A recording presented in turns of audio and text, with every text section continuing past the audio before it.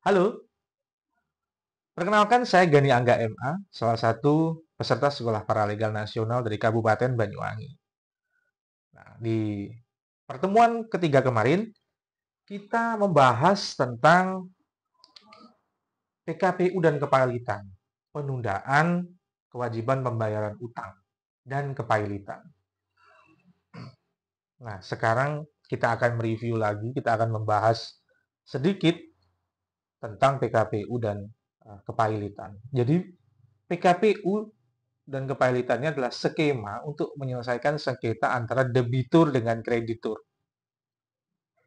Jadi kalau di pertemuan ketiga kemarin ya, di sesi pertama kita belajar tentang tata usaha negara. Ini antara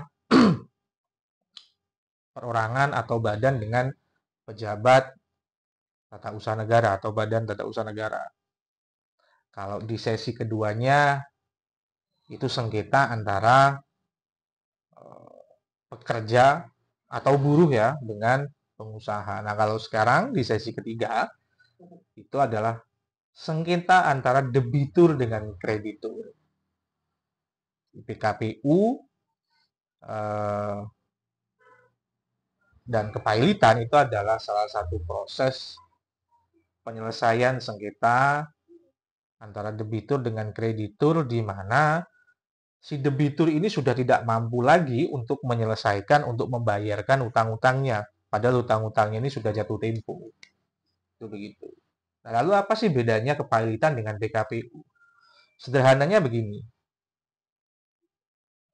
Kalau kepailitan, harta dari debitur itu disita untuk membayar utang ke kreditur.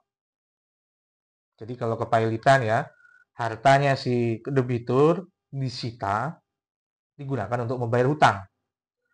Kalau PKPU, penundaan kewajiban pembayaran utang, itu debitur, harta debitur itu tadi, entah bagaimana caranya, digunakan agar si debitur ini mampu untuk membayar utang kepada kreditur.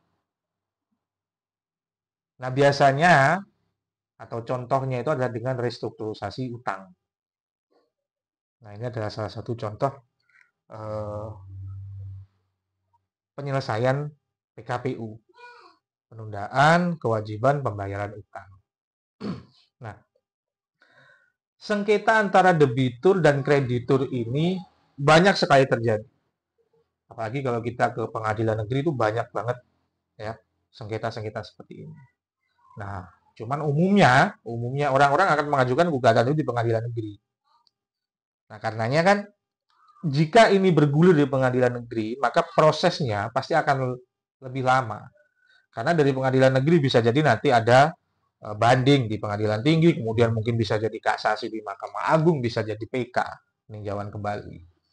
Nah, dari situ sebetulnya ada cara lain yaitu dengan mengajukan permohonan di gugatan niaga di pengadilan niaga. Jadi mengajukan gugatan di pengadilan niaga.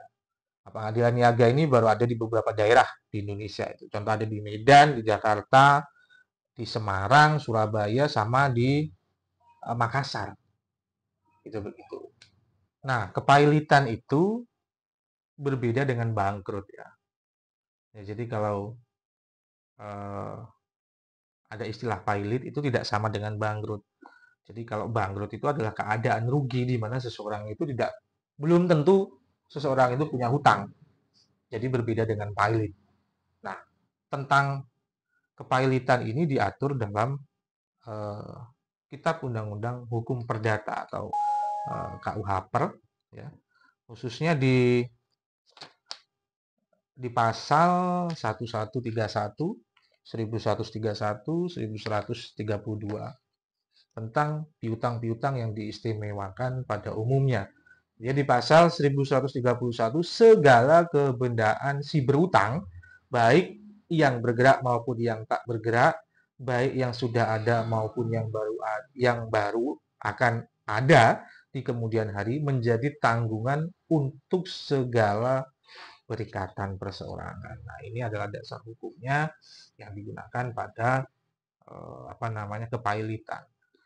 Jadi di sini berbicara tentang keistimewaan, tentang piutang-piutang yang diistimewakan.